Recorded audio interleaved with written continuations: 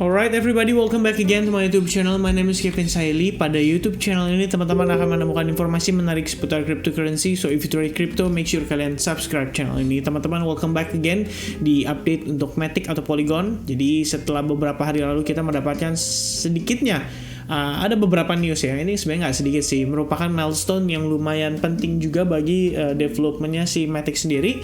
Karena memang Matic ini sebetulnya waktu di bulan April tadi saya nge-research itu memang sudah memberikan semacam janji ya, atau semacam janji sih istilahnya, menjadi bagian dari pengembangan proyeknya dia, dan salah satunya itu adalah untuk mengatasi perubahan iklim. Nah, sebelum kita masuk ke dalam artikel pembahasan dan juga price actionnya, saya pengen tunjukin dulu ke teman-teman bahwa hari ini itu Jerome Powell masih ada testimoni sesi kedua, dan kalau kalian lihat sekarang dia posisinya lagi diceramahin ya dengan anggota-anggota kongres yang lainnya.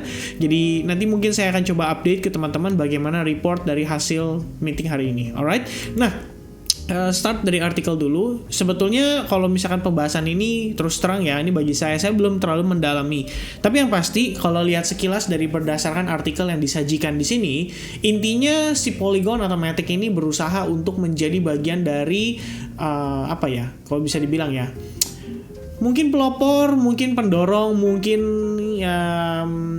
pada intinya adalah dia sedang melakukan funding terhadap project untuk mengutilize teknologi yang untuk menghadapi kondisi perubahan iklim ya. Jadi kalau di sini kita lihat ya, berdasarkan yang saya highlight, intinya sih dia kerjasama dengan salah satu carbon maker ya, yang carbon market yang dinamakan dengan Climate DAO ya, in a bid to achieve carbon neutrality.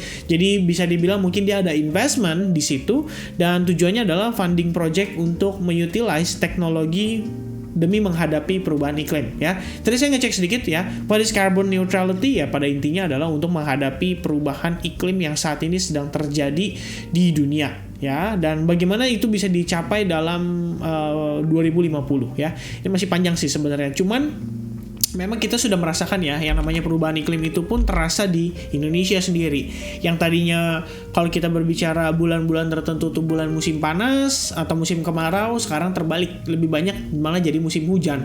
Terus banjir di mana-mana. Mungkin pada saat teman-teman tahu ya, beberapa waktu yang lalu di Eropa itu, terutama di Prancis itu sempat banjir besar juga guys. Jadi ya ini bagian penting lah. Dan mungkin dari sini para investor menilai ya bahwa project yang dilakukan oleh Polygon atau tujuan yang dilakukan oleh Polygon itu cukup positif terkait dengan perkembangan dunia blockchain. Karena kita berbicara di sini teknologi ini kan sebetulnya apa ya, kalau kita bilang ya, mungkin bagi sebagian orang dirasa tidak ada underlying aset, mungkin tidak ada value-nya, terutama katanya si Warren Buffett pada kala itu ya, dia sempat ngomong kalau crypto itu nggak ada value gitu loh, nggak ada intrinsic value-nya.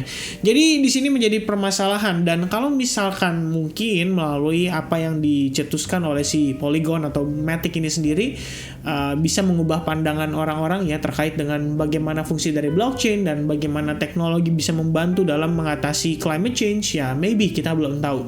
Tapi yang pasti ngelihat dari kondisi marketnya sendiri, Matic itu sedikit banyak sedang dalam proses akumulasi. Kita bisa lihat dari data on-chain yang ditunjukkan oleh salah satu kita bilangnya Twitter ya, dinamakan Sentiment.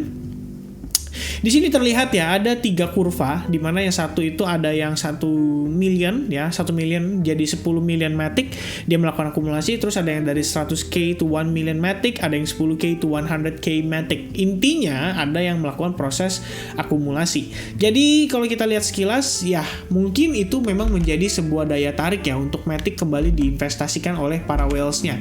Jadi itu menjadi pertimbangan kita untuk melihat bagaimana Matic perkembangan ke depannya. Nah, sekarang kita bakal masuk ke dalam price action untuk Matic. Nah, starting dari time frame daily terlebih dahulu ya.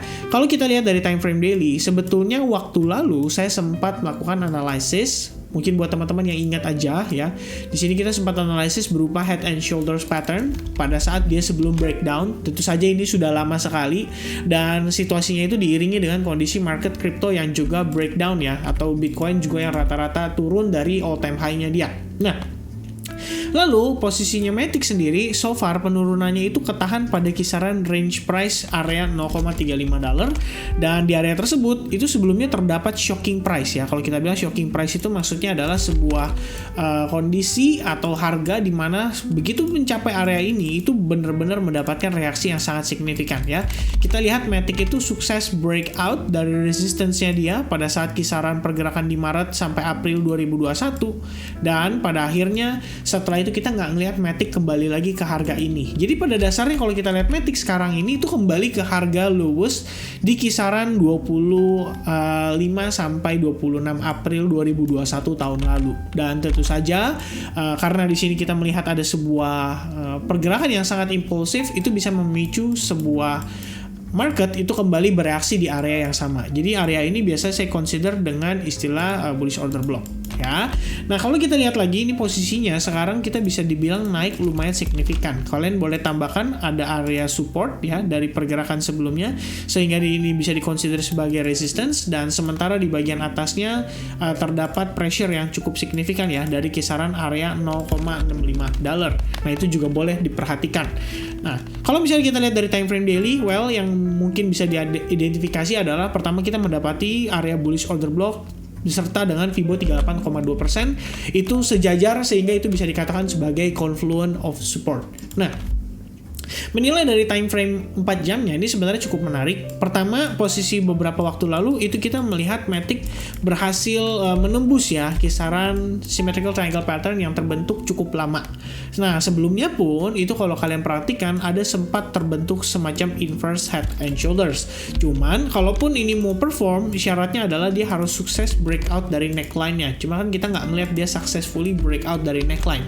Yang ada dia malah breakdown dari symmetrical triangle pattern-nya. Dan saat ini sebetulnya kalau diperhatikan guys, itu diiringi dengan kondisi news yang juga powerful kalau menurut saya. Karena di saat yang bersamaan kita lihat itu terdapat juga semacam inverse head and shoulders pattern dan sekarang sudah berhasil breakout.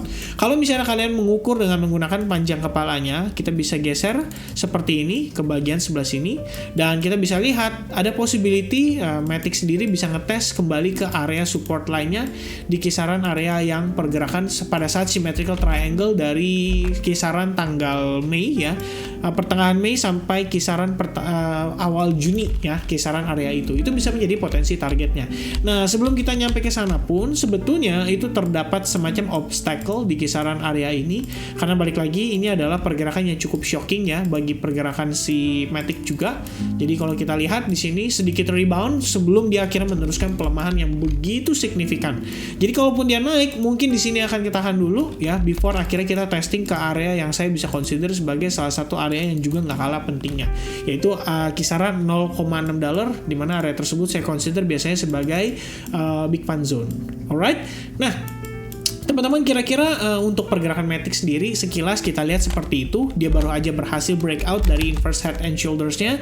Tentu saja pergerakan ini sangat impulsif dan cukup signifikan. Jadi kalau kita lihat ini setidaknya ada pelemahan momentum ya. Ada possibility kita bisa ngelihat Matic balik dulu ngetes kisaran area ini. Pertama area ini juga merupakan bullish order block disertai dengan area support atau resistance dari neckline si Matic sendiri. Jadi kalau misalkan nanti kita ngelihat dia pullback dan seandainya dia slowly, well ini adalah opportunity justru untuk kita kembali melakukan long.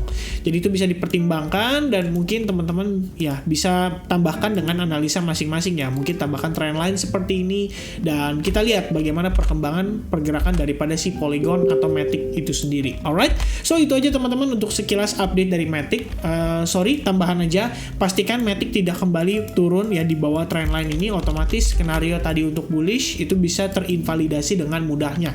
Dan sekali lagi saya ingin menekankan bahwa hal tersebut wajar karena kita berada dalam posisi bearish atau bear market. Jadi just stay safe everyone. Kalau misalnya kalian mau trade atau transaksi, make sure kalian gunakan risk management dan selalu gunakan stop loss-nya seperti yang kita sudah bahas di video study time sebelumnya, ngebahas tentang bagaimana manage risiko dan menggunakan stop loss. Alright, so I think that's it everyone. Thank you very much for watching this video. I hope you guys enjoy. Sampai ketemu lagi di update berikutnya. God bless. Cheers. Bye. Bye.